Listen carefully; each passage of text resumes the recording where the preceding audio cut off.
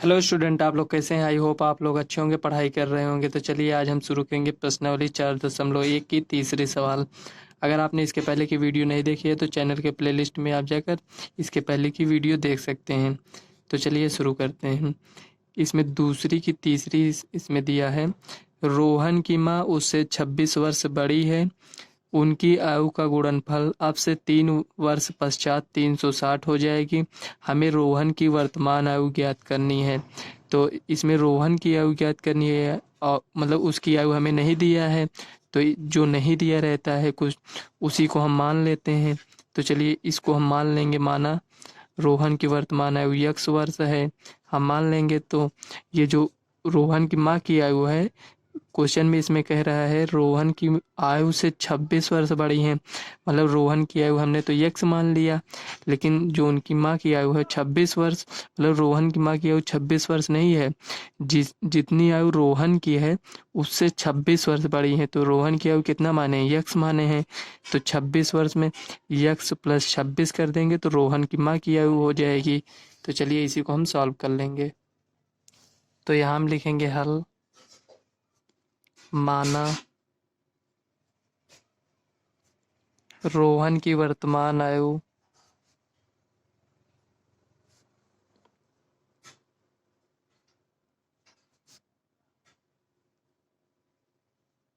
x वर्ष है तथा रोहन की माँ की आयु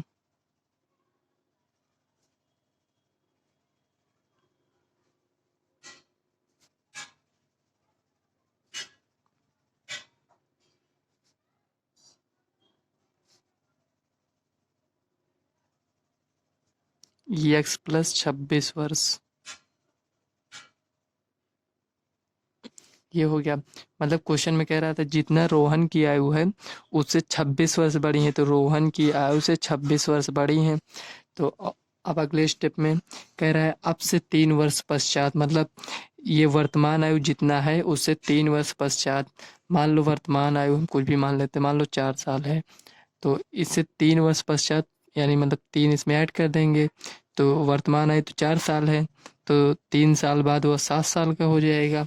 तो इसमें वही कह रहा है कि अब से 3 वर्ष पश्चात दोनों की आयु का गुणनफल, जब इसमें 3 वर्ष पश्चात करेंगे तो ये जो रोहन की माँ की आयु है इसमें भी हम 3 वर्ष पश्चात, तो इसमें जो 3 वर्ष पश्चात जो जितनी आयु आएगी उसका जो दोनों का गुणनफल 360 हो जाता है। तो यहाँ हम लिखेंगे अब से 3 वर्ष पश्चात से 3 वर्ष पश्चात दोनों की आयु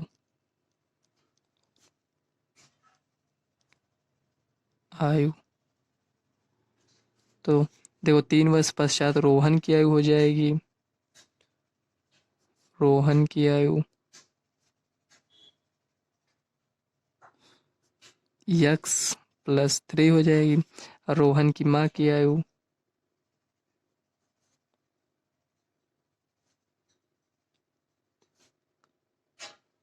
आयु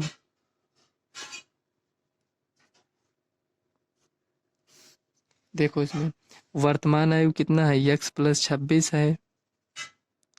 3 वर्ष पश्चात कह रहा है तो 3 इसमें ऐड कर देंगे। मतलब x प्लस इसे हम इस तरह लिख सकते हैं x+29। अब कह रहा है 3 वर्ष पश्चात जो दोनों की आयु है ये और ये, इनका गुणनफल 360 के बराबर हो जाता है। तो उसी को हम यहाँ लिख देंगे x+3, इसका गुणनफल और इसका गुणनफल 360 के बराबर हो जाता है। तो इसी को हम गुणा कर कर इसी को हम चलिए सॉल्व कर लेते हैं। देखो एक बार x को लेंगे इसमें इसमें गुणा करेंगे, एक बार 3 को लेंगे इसमें इसमें गुणा करेंगे। तो चलिए पहले x से गुणा कर लेते हैं। x² plus 29x plus 3x। अब 29 को 3 से गुणा करेंगे तो देखो 30 3 90 से 3 कम कर देंगे तो 87 हो जाएगा बराबर 360। ये हो गया। देखिए x² इसको लिख लेंगे 29 3 32 देखो ये भी प्लस में, ये भी प्लस में, इसलिए जोड़ लिए। +87 प्लस में है, इधर आएगा माइनस में। 360 बराबर 0। देखिए x² प्लस 32x। अब देखो 360 में से 87 जाएगा तो कितना आएगा, इसमें बड़ी संख्या का साइन माइनस लग जाएगा। 10 में से 7 गया 3, और यहाँ 15 में से 8 गया 7, यहाँ 3 है। अब 2 बचा, एक हासिल उधर चला गया था, तो 273 बराबर 0। तो x² प्लस 32x माइनस 273 बराबर 0। इसे हम गुणनखंड कर लेंगे तो हमें यक्स का मान मतलब रोहन किया है वो पता चल जाएगा। तो हमें द्विघात समीकरण के रूप में लिखना था इसे। इसे हमें आगे सॉल्व नहीं करना है। अगर आप इसे सॉल्व करेंगे गुणनखंड विधि से तो इसमें आपको यक्स का मान मिल जाएगा। लेकिन क्वेश्चन में कहा है कि उसे हमें द्विघात समीकरण के रूप में केवल लिखना है बस। अगर क्वेश्चन में ना कहा होता द्विघात समीकरण के रूप में लिखना है तो हमें रोहन की आयु ज्ञात करना पड़ता। तो इसे हम गुणनखंड करते। देखो ये जो 32 है इसको हमें ऐसे 2 भाग में तोड़ना है कि गुणा करें दोनों को तो 273x² हो जाए, और दोनों को जोड़ दें या घटा दें तो ये +32x आना चाहिए। तो इसमें 2 ऐसी संख्याएं होंगी, एक तो 40 हो जाएगी, सॉरी 40 नहीं 39 हो जाएगा। तो देखो 39 में से क्या घटाएं 32, 7। देखो ये 2 संख्याएं होंगी 39 और 7 होंगी। तो आप इसको सॉल्व कर लेंगे तो यक्स का मान आ जाएगा। तो ये सवाल हम यहीं तक रखते हैं। अगर आपको आगे सॉल्व करना होगा तो ये इसको बता दी है, आप इसी को रख कर आप सॉल्व कर लीजिएगा। एक संख्या 39 होगा और दूसरी संख्या 7। अगर आपको कहीं इसमें कहीं नहीं समझ में आया तो कमेंट करिएगा, हम आपको नेक्स्ट वीडियो में बताने का प्रयास करेंगे। तो चलिए देख लेते हैं नेक्स्ट सवाल, चौथी सवाल। इसमें हमें दिया है चौथे सवाल में, एक रेलगाड़ी 480 किलोमीटर की दूरी समान चाल से तय करती है। मतलब वो 480 किलोमीटर की दूरी है जो वो एक ही चाल से तय करती है। यदि इसकी चाल 8 किलोमीटर प्रति घंटा कम कर दिया जाए तो वह उसी दूरी को तय करने में 3 घंटे अधिक समय लेती है। हमें रेलगाड़ी की चाल ज्ञात करनी है। तो देखो इसमें भी हमें रेलगाड़ी की चाल ज्ञात करनी है, नहीं दिया है तो इसमें हम रेलगाड़ी की चाल पहले मान लेंगे, उसके बाद इसको हम सॉल्व कर लेंगे। तो चलिए इसको पहले लिख लेते हैं, उसके बाद थोड़ा समझ लेंगे। यहाँ लिखेंगे हल, माना। देखो हमें क्वेश्चन में रेलगाड़ी की चाल नहीं दिया है तो हम मान लेंगे माना।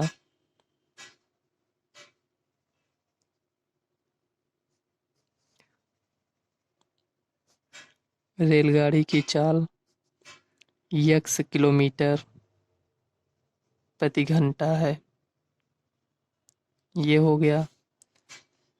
और दूरी हमें दिया है, यहाँ लिख लेंगे दिया है दूरी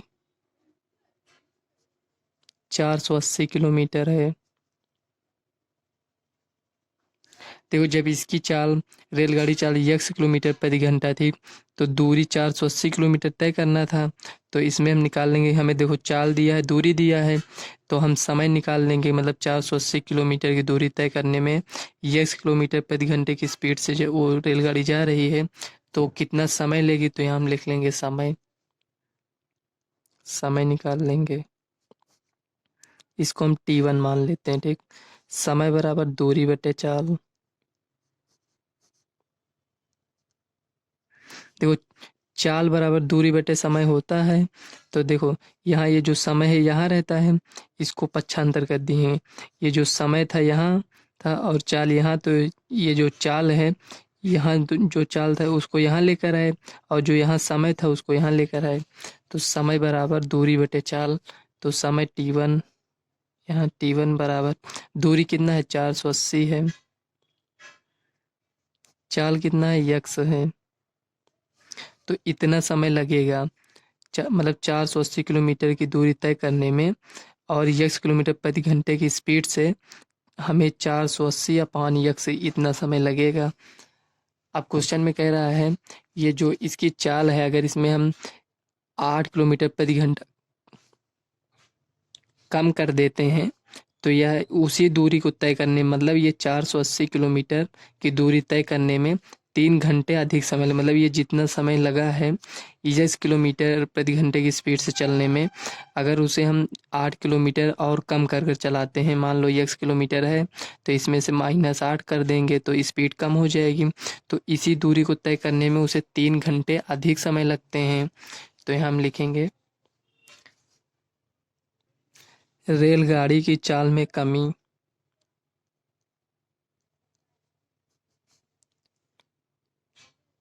की चाल में कमी कमी तो देखो, पहले 10 किलोमीटर प्रति घंटा थी, अब उसमें 8 किलोमीटर प्रति घंटा कम कर देते हैं तो इसकी चाल ये हो जाएगी किलोमीटर प्रति घंटा। ये हो गया। अब दूरी कितना है, दूरी तो सेम ही रहेगा, क्वेश्चन में कहा है समान दूरी, तो 480। अब इसमें देखो समय कितना लगेगा, समय निकाल लेंगे। वो जो समय 3 घंटा दिया है वो ये इस समय नहीं दिया है कि मतलब इतने स्पीड से चल रही है और दूरी इतने तय करने में उसे 3 घंटे समय उसमें कह रहे 3 घंटे अधिक समय लगता है, मतलब शुरू में ये जो इतना है इसमें जितना समय लगा उससे ये इस दूरी उसे इस स्पीड से जाने में 3 घंटे अधिक समय लगा। तो इसमें हम समय निकाल लेंगे, इसमें कितना समय लगा, इसको हम लिखेंगे T2। दूरी कितना है 480, चाल कितना है x-8। तो देखो समय इसमें इतना लगा है और इसमें इतना, तो इस समय से इस समय में 3 घंटा ज़्यादा लगा है, मतलब कि दोनों के समय में अंतर हम निकाल लेंगे। कितना अंतर है, 3 दिया है तो यहाँ हम लिखेंगे समय में अंतर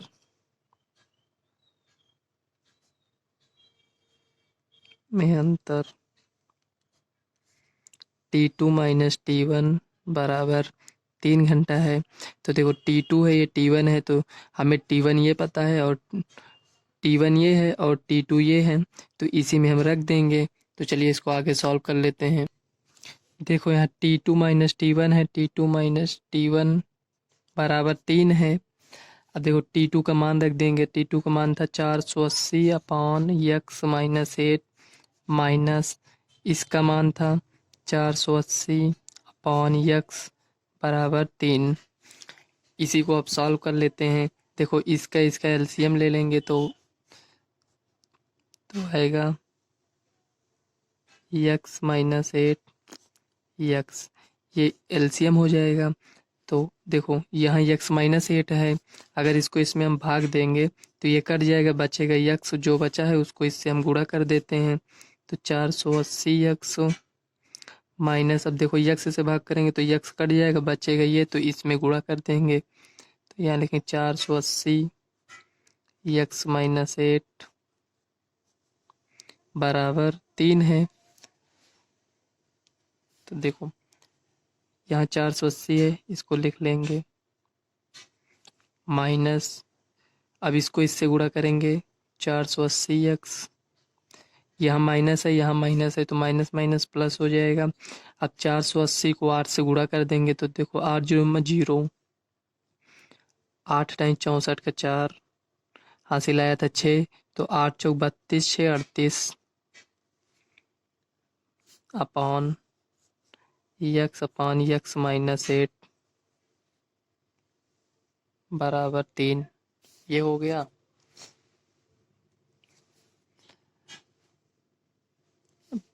अब देखिए ये जो लिखा है इतना, अब इसको इधर भेज देंगे, मतलब तिरिया गुणा कर देंगे।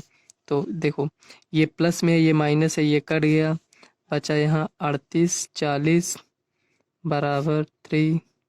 इसको इसमें गुणा कर देंगे तो ये x-8 हो जाएगा। अब देखिए यहाँ 38 40 है, इसको लिख लेते हैं ऐसे ही, बराबर इसको इससे गुणा करेंगे तो 3x², और इसको इससे गुणा करेंगे तो -24x। ये जो 38 40 इस साइड है, इसको इस साइड लेकर आएंगे तो माइनस में हो जाएगा। देखो 3x² माइनस 24x माइनस 3840 बराबर 0।